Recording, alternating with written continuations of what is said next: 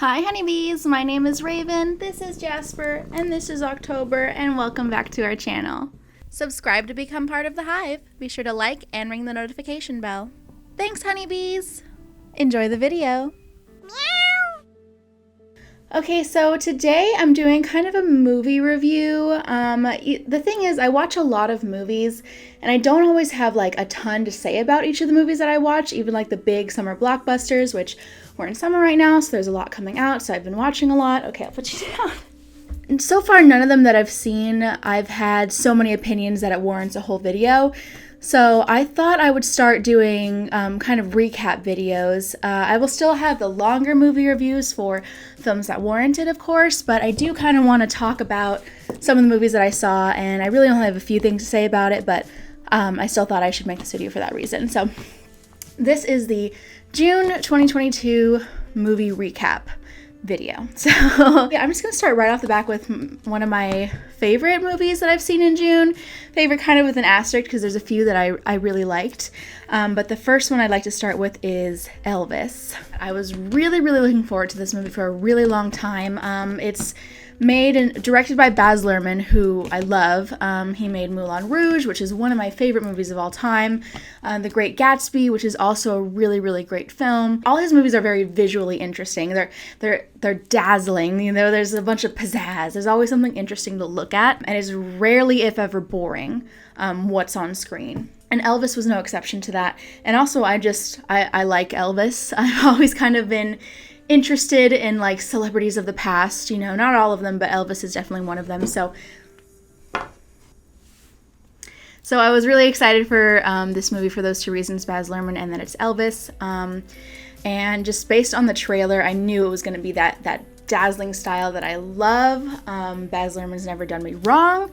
So when I watched it, I have to say, I maybe put it on too much of a pedestal for all the reasons that I just stated. In my mind, this was going to be the greatest movie of the year, at least for the summer.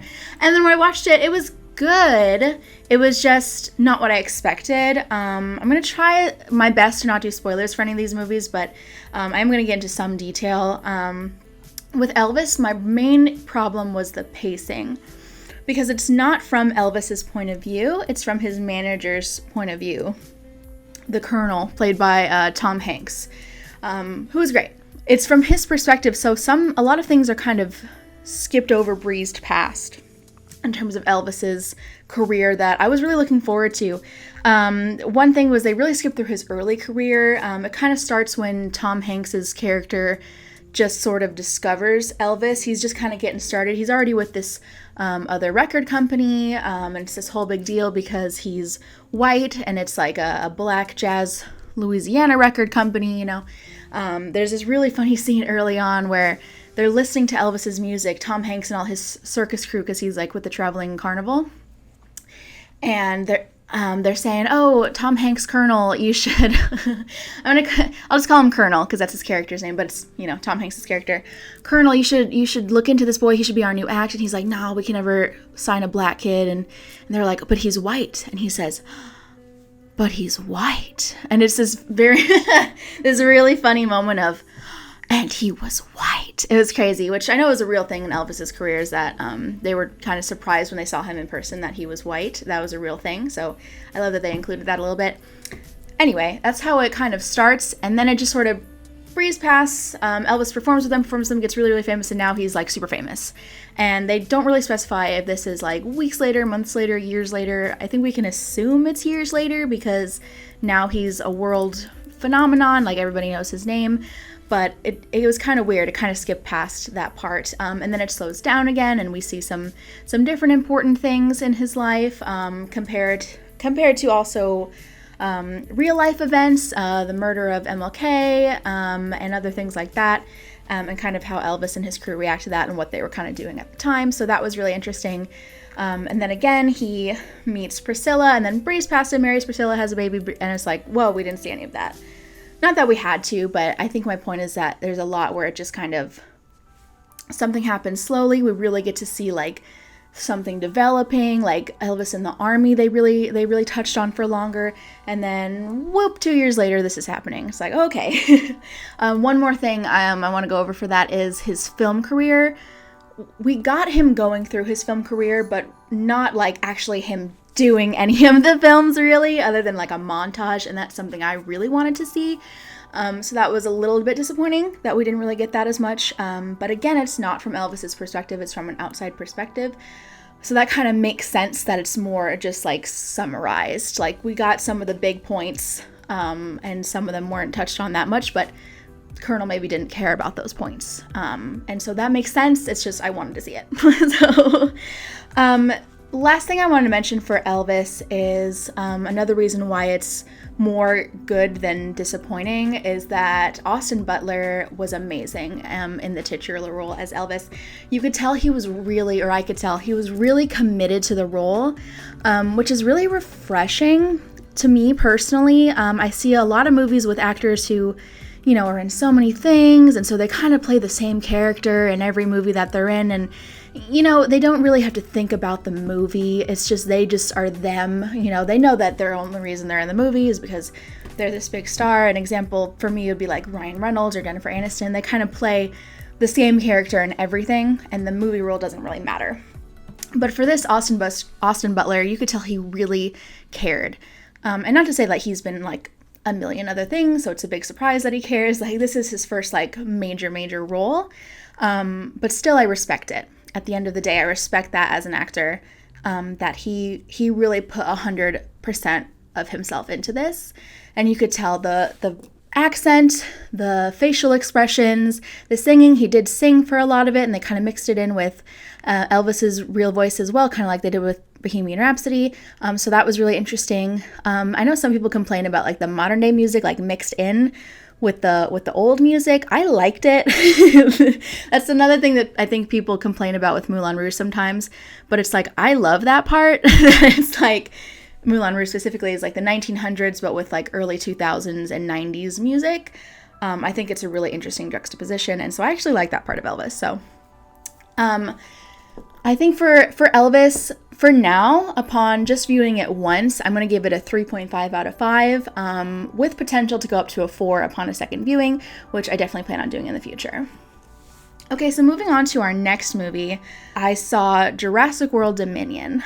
Now, let me start by saying I'm a big fan of Jurassic Park. I love dinosaurs. I love the subgenre of movies that's just like big monsters, big creatures, whether that's large animals, or dinosaurs or mythical creatures. I just love like big monster creature movies. And Jurassic World falls under that for me, because dinosaurs, and they're cool. So, and I actually really enjoyed the first 2 Jurassic World movies, believe it or not. The first more than the second. The second one was definitely kind of 2 different movie ideas put into one. It was kind of weird, but I kind of liked it. I kind of liked that about it. You know, it was unique. It was different. And anytime the dinosaurs were on screen, I was having a good time, you know? So my problem with Jurassic World Dominion, which, let me just get it out of the way, didn't like it. I really wanted to, though. I was going in wanting to like it. But it wasn't really about the dinosaurs. As much as it probably should have been for a Jurassic movie. At this point, the dinosaurs are kind of living in the real world amongst the humans, and that's a really interesting concept, about like, you know, living with these old creatures that nature kind of forced out to extinction, and now we brought them back and now we have to live with them. That's super interesting. But the movie's not about that. The movie's mostly about locusts and kind of like the identity of the character Maisie, who we already know from the second movie is a clone. And so in this movie, Chris Pratt's character is kind of hiding her. Chris Pratt and the woman of the film, Claire. I guess Chris Pratt's character's name Owen. So Owen and Claire are kind of are hiding Maisie because people want her because she's a clone, I guess. And so a big part of it is about that, and you know, she gets taken, you know, it's like taken in dinosaur land, and and then there's like this big locust problem, and that's like the main problem of the movie. So there's not as much dinosaurs. Whenever dinosaurs were on screen, I was happy, but that wasn't a lot. It's more about the characters, and they did bring back the original cast of Jurassic Park. So Laura Dern, Jeff Goldblum, the other guy whose name escapes me, but they're all back. The crew's back. And that was okay. I don't think we really needed them. I will say Jeff Goldblum was by far the best part of the movie. He had maybe 3 or 4 interesting, clever lines that I giggled at, and those were definitely the highlight of the film. Maximum 10 minutes when Jeff Goldblum's telling jokes on screen was the highlight of the film. The rest of it, a lot of it I found boring. And I should not find a dinosaur Jurassic movie boring. I shouldn't, but I did. And so that's my biggest problem. For me, that's definitely the worst thing a movie can be. Movies are supposed to be entertaining, and what that means for everybody is different. But we all can agree, I think, that entertaining doesn't mean boring. I'm not bored if I'm being entertained. And I think I gave Jurassic World Dominion a 1.5, maybe 2, out of 5. So that's it for that one. Okay, so the third movie I saw, and I'm going to go over 5 with 2 honorable mentions. The third movie I saw was Lightyear, and for this one, I'm actually going to read my own Letterboxd review. So, Letterboxd plug, follow me on Letterboxd. Link will be in the description. If you want to see, I log and rate every movie that I watch, whether new or old, and I do often write reviews on them. So I'm just going to read the one that I wrote, because I wrote it right after I watched it, and I think that's just when I said it best. I couldn't say it better now, so I'm going to read it and then expand on it if I feel like I need to. Okay. Spoilers, I gave this one a 1.5 out of 5. Okay. I have a really hard time believing this was Andy's favorite movie, or that it would have spawned a popular toy line. In the beginning, the text says, Andy received a toy on his birthday from his favorite movie. This was that movie. So that's important context for that. Or that it would have spawned a popular toy line, because it was just so painfully uninteresting. Very little action to keep someone, a child specifically, engaged the whole time, especially someone so young who likely wouldn't care about the basic just be yourself and it's okay to fail storyline and would just want to see cool space stuff and robot battles, of which there was not many. There was maybe 1, 2 robot battles that lasted not very long. I give some props to the studio for trying to make the story unique by being somewhat nonlinear and small scale in terms of mainly focusing on the characters instead of the action. I just wish they did it in a way that wasn't so boring. I did like Socks, though. Socks is a cat character who was the comic relief and was the best part of the movie for me. But yeah, it was more of a character study, which normally I'm okay with. I don't think story really... movies and stories don't always have to be about the plot. I actually, and this is when I write stories, I do it this way too, or think of plots in my head, is that it's not really about the plot, it's about the characters going through it, if that makes any sense. So it's how they react to it, how they handle it, and that's kind of what this movie's about. So in theory, that's very interesting, and that's definitely my style. But it's done in a way where it's like a cartoon movie for kids. And animated movies for kids aren't bad. Adults can definitely enjoy them. Ratatouille is one of my favorite movies. I love Frozen, I love Tangled, all that stuff. So I don't excuse it oh, it's for kids, it's supposed to be dumb. Because first of all, it wasn't dumb. It wasn't fun like a kids movie usually is, I think is the problem. It was weird. They tried to be mature so that everybody can enjoy it. But by doing that, they made it so it was just a weird mix and nobody could really enjoy it, at least in my opinion. I couldn't enjoy this as a kid, and I certainly don't enjoy this as an adult. There wasn't enough to look at, there wasn't enough action if I were a kid, and there wasn't enough interesting stuff happening. The characters weren't interesting enough or well developed enough for me to really get into it. So I was definitely bored in this one too, and again, cardinal sin of movies. So yeah, and like I said, I gave that one a 1.5 out of 5. I went in wanting to like it. I thought the concept was very interesting. There's time skips, and there's all these new characters. It just wasn't enough. So that's it for Lightyear. Okay, the fourth movie I saw was The Black Phone. And I actually really like this movie. I'm a huge horror fan, surprise, surprise. And I was looking forward to that one. I wasn't really sure what to think about it. You know, with horror movies these days, they're kind of hit or miss for me when they come out. Like, the trailers are usually pretty interesting, but then you actually watch the movie, it's like, oh, they put the best stuff in the trailer. And that really wasn't the case for this. It's kind of rare that horror movies or thrillers specifically kind of like actually make me thrilled, like have me on the edge of my seat, or I'm like, oh, I don't know what's going to happen. Usually I'm pretty good just because I watch so many movies, and I'm really into like film analysis, that I can usually tell where a movie's going from the beginning. I'm notorious to myself for calling twists in movies. So for this one, there was actually some times where I knew kind of the general idea what was going to happen, but I didn't know how it was going to happen. And so that was very interesting for me, where I thought, you know, I feel like I know that this kid's going to get out of this. The question is how. And that was very interesting to watch. I really love the concept of it's kind of supernatural. It doesn't really address the supernaturalist and like, oh, are these ghosts, blah, blah, blah. They don't really get into that, and they don't have to. I don't think things like that always have to be explained. And I really appreciate that it wasn't this like no scientist came out at any time and is like, oh, they're signaling through the phone with their ghost energy. We didn't need that, you know, like with like Insidious movies and things like that. Not that Insidious is a bad movie, but they have to like explain the horror that's happening rather than just letting it happen. So I really like that. Again, I liked the concept in general of the phone and the ghost kids. They were each very interesting. They each had their own personality, and they were each developed just enough so that we kind of knew these characters that were already dead. And the main two kids, Finney and his sister Gwen, were very well developed, which is something that I don't always see in horror movies, is well developed characters, because they just kind of exist to go through the horrors or to be killed. But these kids had very specific personalities. You could tell through their actions what they were thinking and feeling, and you could kind of tell what their next steps were going to be and how they were going to react to stuff, because they were just that well developed. And I really appreciated that. They had very distinct personalities, and they were different, but they had such great chemistry with each other as siblings on screen. And so that was really great.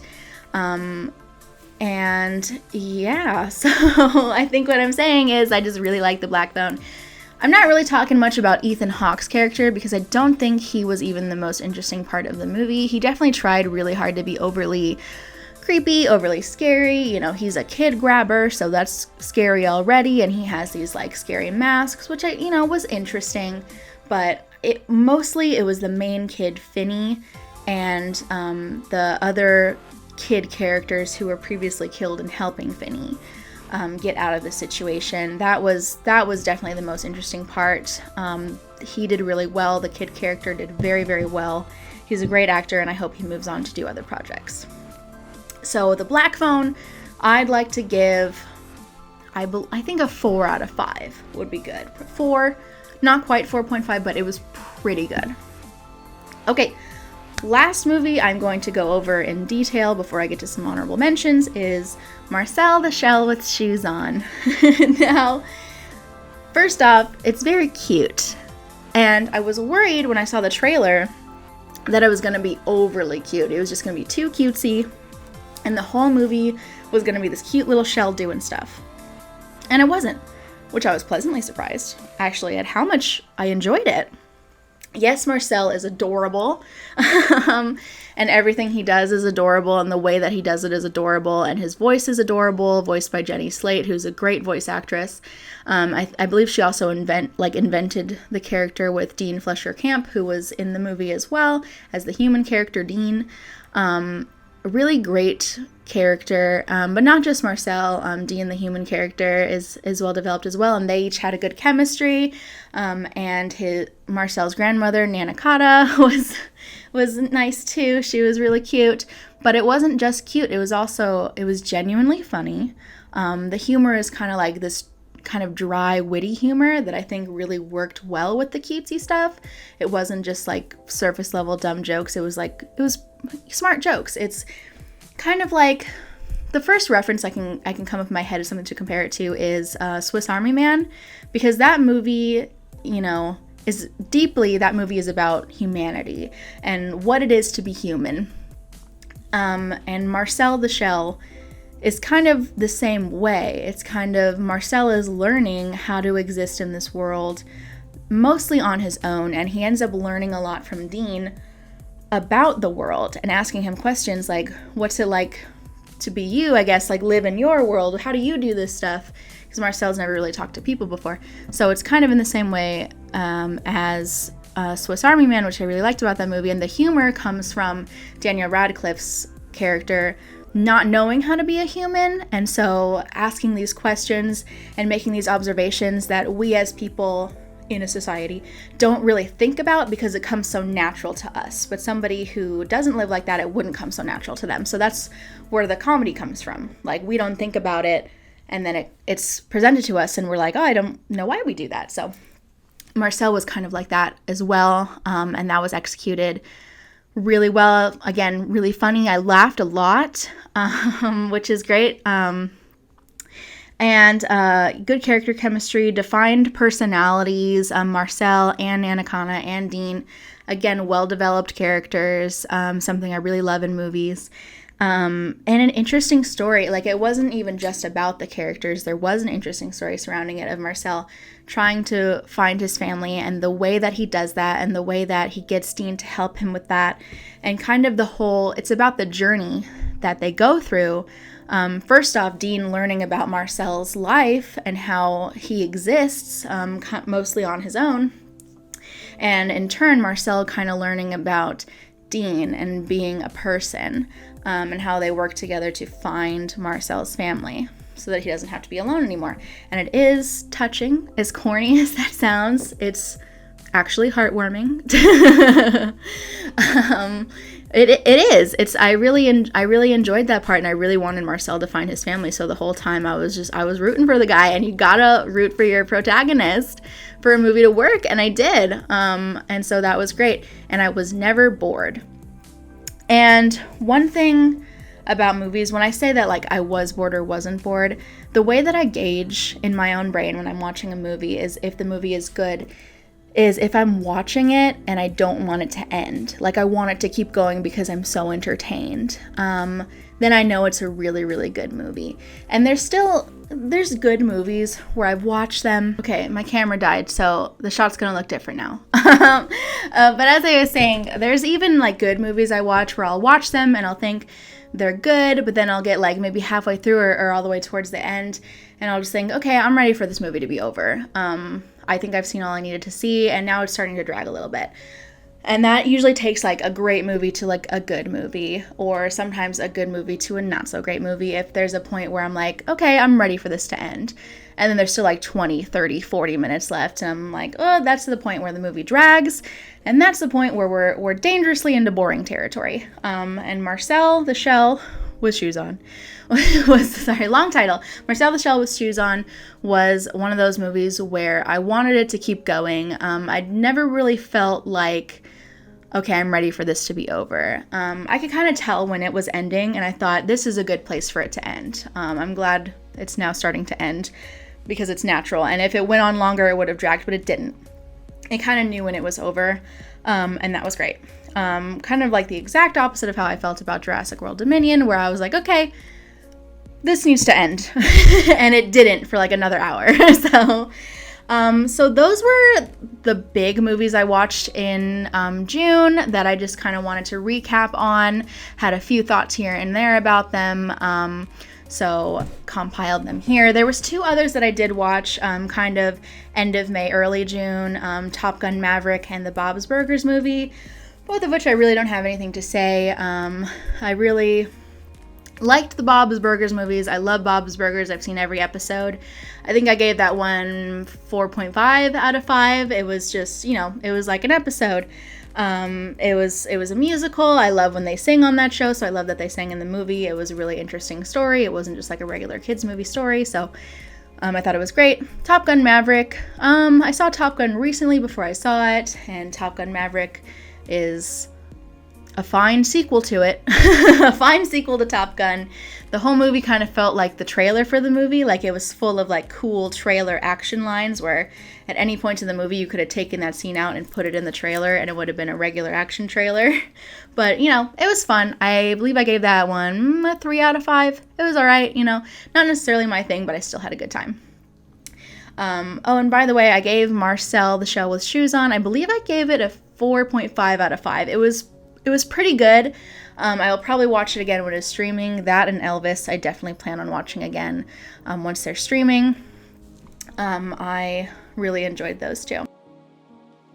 Hi, hello. I'm going to look different for the rest of the video because I decided to add on. This is no longer about June movies. This is going to be a big summer movie review in general. So let's get to some ones I saw in July and August so far. Just a couple more quick mentions, movies that are worth mentioning, I guess, but I don't really have a lot to say about them. The first one is Thor, Love and Thunder. Now, full disclaimer, I've never been a Marvel fan. Every Marvel movie I've ever been to, like, it wasn't my choice to see it, so I'm a little bit biased here. It's just, and it wasn't even bad. Like, I didn't think it was bad. There's Marvel movies that I've liked. I really like Venom. The Spider-Man Homecoming wasn't bad, I guess. The most recent Spider-Man wasn't that bad either. But normally, it's just not my really style. I don't really like superhero movies all that much. I don't really like all the action. That being said, Thor was different than the other Marvel movies I've seen. Not all of them. It's the same style of comedy. I guess I don't really like that style, the kind of like, that just happened kind of style comedy.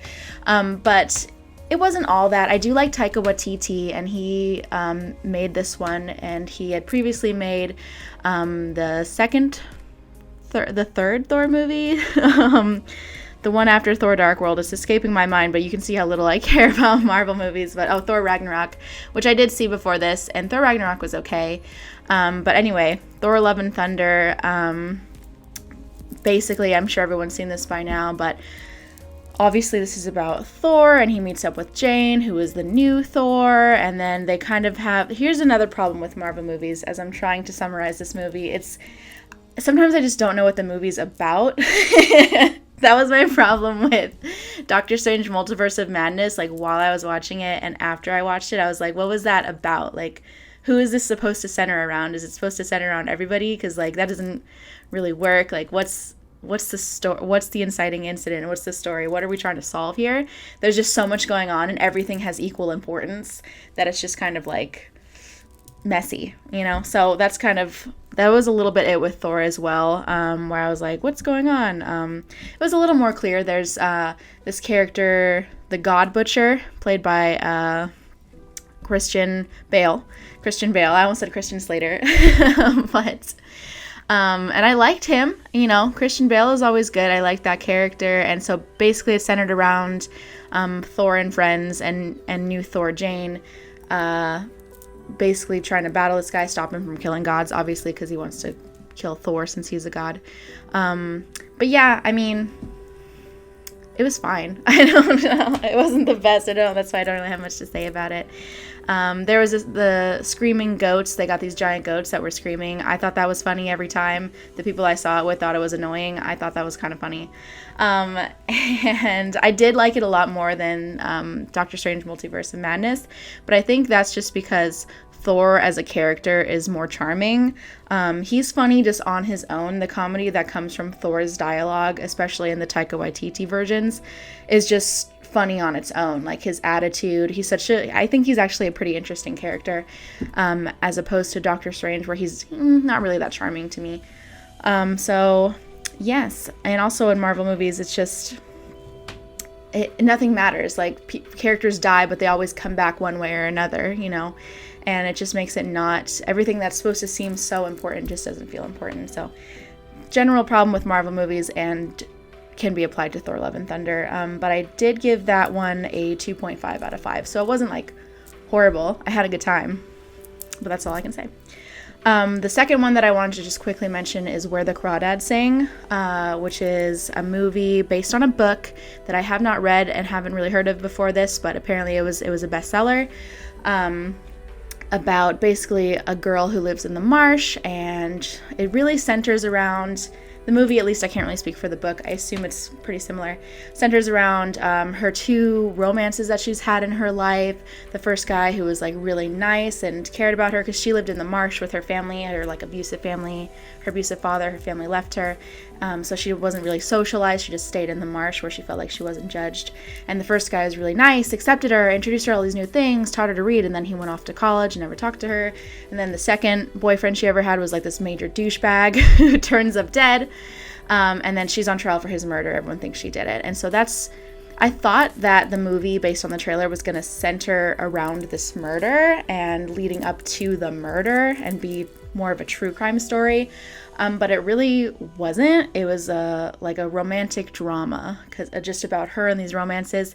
It starts with her at the trial, and the whole movie is essentially flashbacks like leading up to this event, but not the murder, just like where she is now on trial.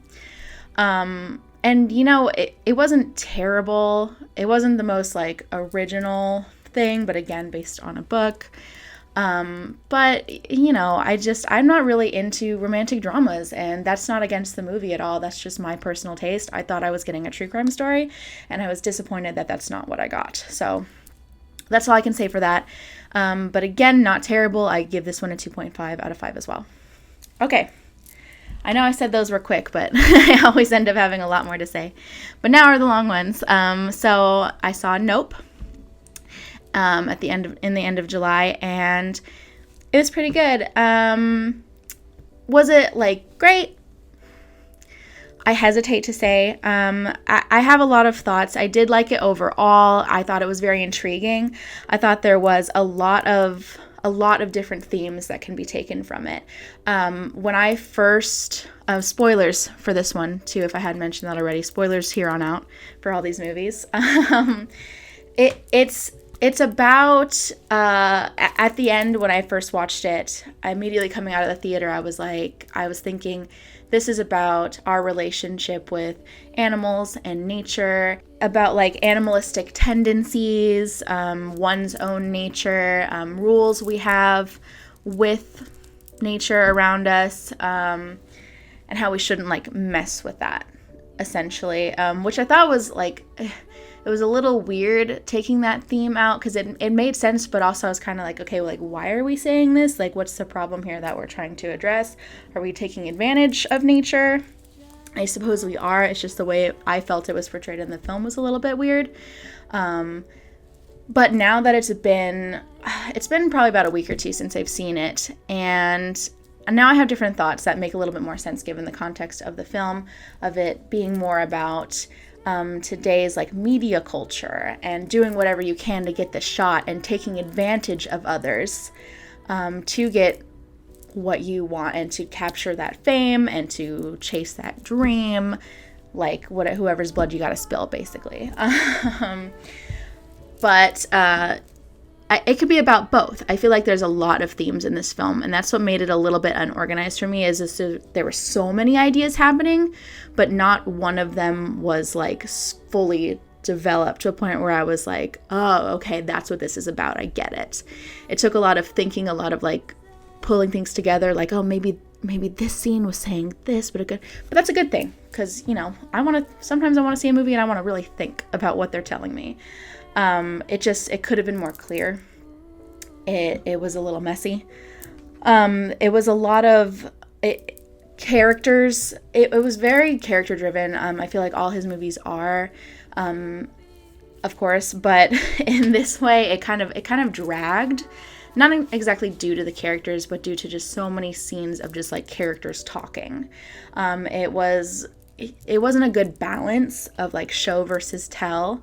It was a lot more tell than it was show. And the scenes where it was showing the alien and showing all those like setting up the cameras and the more action sequences where like things are happening and we're progressing, those were really cool. Those were great. There are some scenes that I loved, but then in between all those scenes is a lot of the characters like talking about what just happened and what's about to happen with this character, and then talking about again with this character and this character. We talk about it with them and they have different ideas, and then it's action, and that just kind of dragged for me. It just kind of went on and on, where I was like, okay, I get what's happening here. I get we're trying to figure out. We already knew like 3/4 of the movie in, like we'd seen full shots of the aliens, and so I would have thought that was like leading up to the end, but then there was just more and more talking and, oh, we got to fix the camera and all that stuff. So it could have just been cut down. I think it could have been cleaned up. And more cohesive, I guess is the word.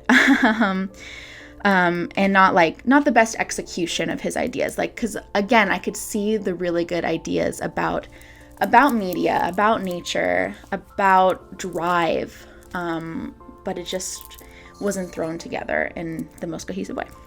So, the two scenes, I want to go over two scenes that I really, really liked, and how I wish it was more of that tone that we felt in those scenes. The first one, and these are the two, like, scenes that I consider, like, scary, but, like, they were really good. I wasn't really frightened by anything else, which, you know, in a thriller, it's not necessarily a horror. I would definitely call it more of a thriller. I wasn't, like, super thrilled, but these scenes I was. So the first one, there's again, spoilers, there's a scene where Daniel Kaluuya's character OJ is looking through this barn and he sees like this alien creature that looks kind of like stereotypical big-headed naked alien creature, big eyes, really creepy, and he follows it. At this point they already know that there's the alien ship and they're just thinking the aliens must be coming down. And he follows it through the barn. Other aliens start to pop up, and it's quiet, and he's looking around, and another one appears, and they start coming towards him, and it's very tense, very suspenseful. And then it turns out it's the kids who work at the park next door, the amusement park. And I'm not saying that ruined the scene or anything. I thought that was pretty clever. Like, oh, we just got this super, super suspenseful part. And then, oh, relief, it's just children messing around. The pacing of that scene alone, and the tone and the buildup was incredible. And I wish it kind of kept that energy the rest of the movie. Another scene I really liked was with the chimpanzee. There's this whole side story, which connects to the plot, sure, but also a little bit disconnected. Is kind of like how this is like very loosely related, and I know this kind of continues one of the themes, but it feels so like separate, like these two separate stories. One of them is this flashback of the character played by Steven Yeun. When he was a kid, he was on this show, Welcome Home Gordy or something like that, with a chimpanzee. And there's a scene where the chimpanzee goes crazy, and this is like the big thing that like ended the show, and he like told this whole story about it earlier, and then later we get to see that in a flashback, where this chimpanzee just starts like mauling everybody, and young Steven Yeun is under this table and he's watching this chimpanzee walk around after this mauling happens. His co-star is on the floor not moving.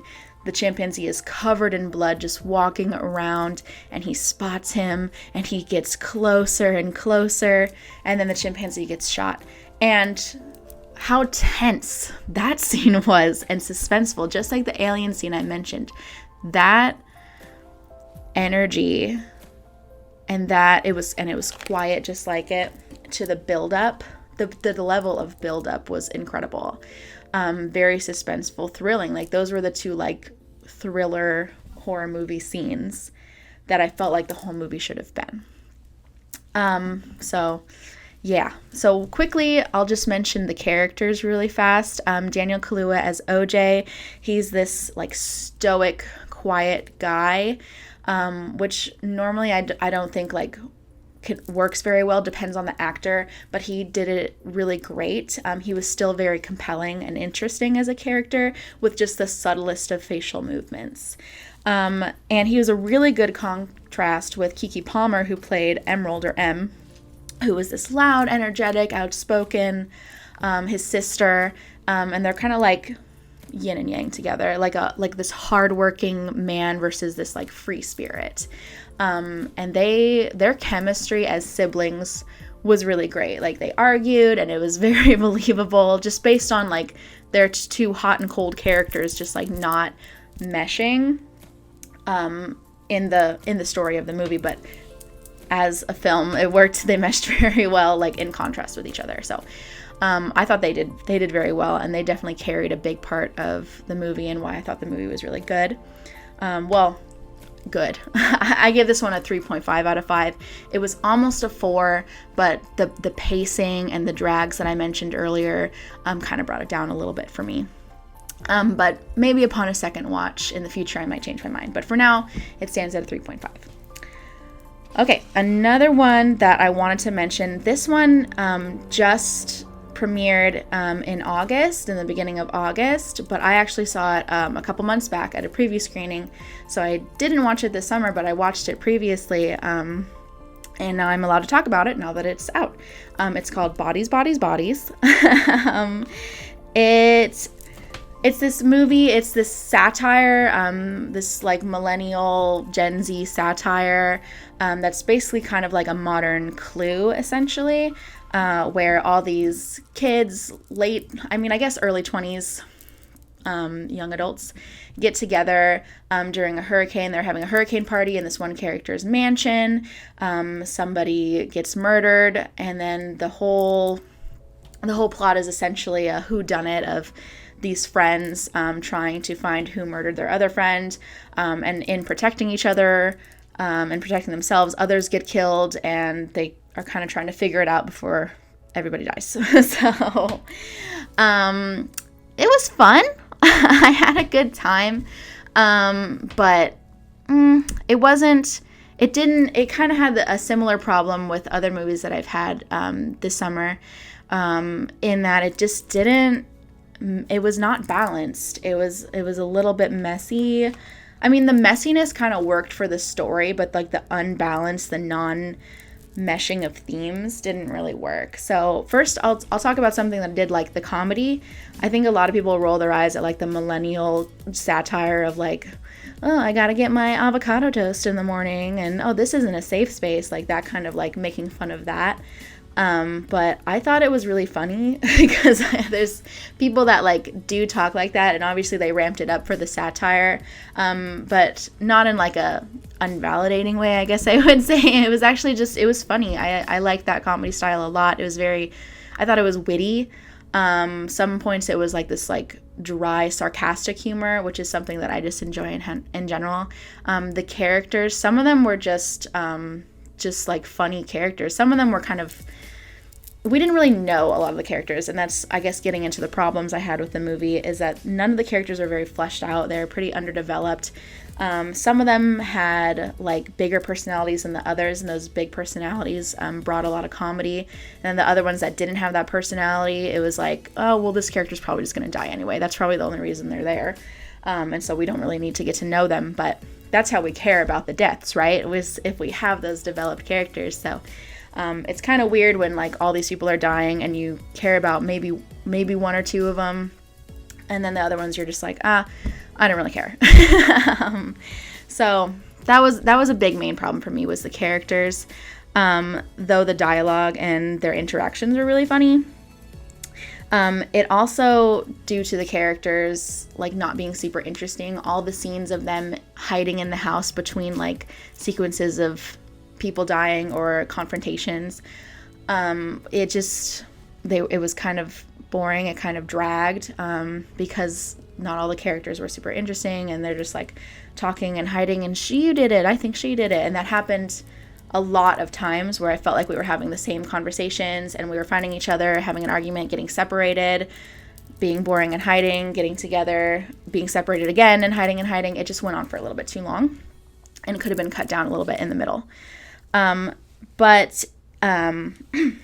Yeah, and then what I was talking about with not meshing, what I kind of mean by that is it's a thriller, but it's also a dark comedy, like a thriller mystery and a dark comedy, and those are like two separate genres that they're putting together, which isn't uncommon. Obviously, we have comedic thrillers, but they kind of took those two aspects. Like there were scenes that were thriller mystery, and there were scenes that were dark comedy, and there weren't a lot of scenes that were both. So it kind of felt like two different movies like meshed up in together, like, oh, comedy scene and then thriller scene. And there was a few where there was like some thriller murdery scenes that had jokes.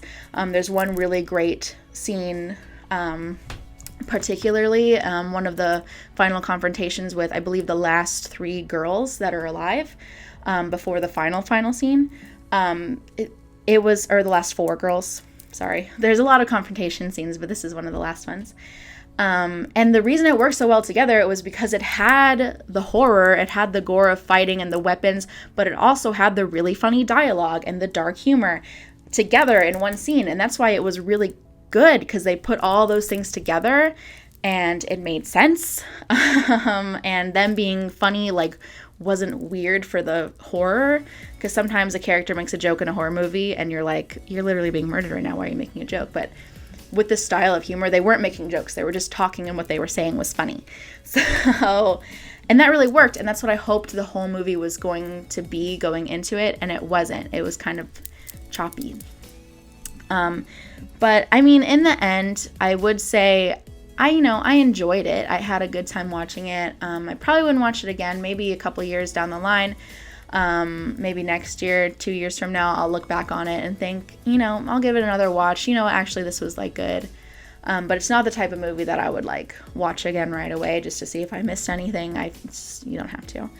And then, okay, here's the spoiler for this movie that I just wanted to mention before I move on. I'm a really big Pete Davidson fan. And a big reason why I wanted to see this movie is because Pete Davidson was in it. When I was going to see the preview screening, my boyfriend was telling me about the movie, and I saw the trailer for it, because I think the trailer was already out by the time we saw the preview screening, and it had Pete Davidson in it, and I was like, oh, I'm down. I don't need to know anything else. But also it looked funny in general, but I really like him. And so I was like, okay, I'll watch this movie. It'll be cool to see a movie with Pete Davidson in it. Obviously he's been in a few, but anyway, so I watched it for him, I guess is what I'm saying. And his death is the inciting incident. So that means he dies pretty early on, and it's his death that kicks off the whole whodunit mystery. He's the death where it's like where the characters are asking who killed him, and then the whole night they're trying to figure out who killed their friend David, played by Pete Davidson. And I was so disappointed because that happened in the Suicide Squad too. The only reason I watched that movie was because Pete Davidson was in it, and he dies in like the first 10 minutes, and it isn't in the rest of the film. And that happened in this one too. But I liked his death was funny. He's macheted in the neck, and with his own machete, which previously we had seen. And so the whole time the characters are like, who would want to kill David with the machete? And then at the end we find out that David accidentally killed himself with the machete. At the end of the movie, after a bunch of the other characters have died and we've gone through this whole thing, they find David's phone and see that he was filming a TikTok trying to open a champagne bottle with the machete, and he was like doing it wouldn't work, so he was doing it this way, and he slashed himself in the throat.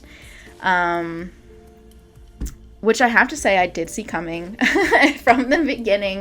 When we first see him and his neck is like slit and the bloody machete's on the ground, I was just thinking, I bet he did that himself. He was playing with the machete earlier, and then at the end we find out that's exactly what happened. It was still satisfying though. Like, it was still like a funny ending, like that ironic ending of like, oh, nobody killed anybody. Literally nobody else had to die because it was all an accident. So. But I like that ending. Even though I did see it coming, I thought it was clever. I thought it tied it up with a bow, really rounded it out. So yeah, that one I give a 3 out of 5. I almost gave it a 2.5 out of 5, but I still enjoyed it just enough to give it like an average score. So 3 out of 5. Okay. The last one that I saw for this summer, there's still more that I want to see, but the last one for this video is called Bullet Train, starring Brad Pitt. And I saw this one because the trailer looked really good. It, like the color palette, not just like the action in it, even though that looked really fun, it looked like it was going to have like some fun violence, some not too actiony, and it all takes place on a train, which I really like movies that all take place in like one smaller location, and the characters are like fighting in it or fighting to get out of it. So that's just a style I enjoy. But also, yeah, the costuming just from the trailer alone, the diversity of characters, the setting, the color palette, like I mentioned, all of it just like looked pleasing to the eye, I should say. And it looked like it was fun. It looked like it was funny. Brad Pitt, I like, so I watched it. And it was fun. It did have fun action. It did have fun fight scenes. It was very bloody, sometimes comically. There's a few scenes where it's like pretty much the blood you'd imagine of someone getting shot or someone getting like stabbed and then just bleeding a little bit. But then there was some very comical over the top scenes where there was a scene at a wedding where, again, spoilers, I guess, at a wedding where the whole party gets poisoned. And so they're all just like throwing up so much blood, and then their eyes are bleeding at the same time, and it's like 50 people just like blah, with blood everywhere. That was like crazy. I was in the theater like, oh my god, this is insane. But I like that kind of stuff. Like I like Quentin Tarantino, and he has a lot of scenes like that with just tons of blood, and I think those scenes are fun, so I liked it. I thought that was fun. Another thing that I thought was good about the movie, that maybe not a lot of other people might agree with, but there was a lot of backstory for all the characters. Not like a lot, actually. I thought the amount of backstory and the way they showed everybody's backstory and gave us a little bit about each character was good. They did it in like flashbacks. Like each character kind of got a short flashback to give us pretty much everything we needed to know about them. So it wasn't like their whole life story or anything. It was just kind of like vignettes from their life, or one flashback specifically where the movie was saying, okay, this is what you need to know about this character, and it was just enough for everybody. I felt like I knew the characters without like having to know everything about them, you know, because some movies over-explain their characters. Like, I don't need to know every single thing about this character to know this character, at least in the context of this film. I don't need to know everything about them. So I thought they actually did really well with that. I thought that was balanced. I thought we knew just enough of what we needed to know about each of these characters. We didn't need that. We definitely could have just had these characters without any backstory other than like what we get from context of them speaking and acting in the present day of the movie. But I enjoyed that they added that so that we would know the characters a little bit more in context. So didn't need it, but I thought it was good that it was included. But however, like, it should have kind of stopped there with like the extra information, because there's kind of this big reveal at the end that, well, let me just summarize real fast because I'm getting ahead of myself. But Bullet Train, Brad Pitt's on like this mission to find the suitcase on this train and then like take it off. It's kind of, in context, it's like his first mission back from something, and he's some sort of criminal spy person who like does these sort of jobs. And then there's a lot of other characters on this train. There's Lemon and Tangerine that are these brothers. They call them the twins, even though they don't look anything alike, which is funny. That are like these assassins who also want this suitcase. There's this girl played by Joey King who wants this suitcase for a different reason we don't know. And basically there's just other characters and little groups of characters that want the suitcase. Brad Pitt doesn't know about it. He ends up having to pretty much fight all of these characters for this case. And along the movie, we learn why each of them is there. They're either there for money or vengeance for some reason, and they're all kind of coming together in this one spot in this bullet train. And they all have this like deeper reason to get this case, and Brad Pitt is kind of the only one who doesn't have that context for this case and just thinks he's grabbing something. So it builds up. The only problem with that is it just, at the end, you feel like throughout the movie, we're building up to this big bad guy who kind of connects all these characters together because he's the main connection to the case. And the movie is building up to the characters, or some of the characters meeting up with this guy.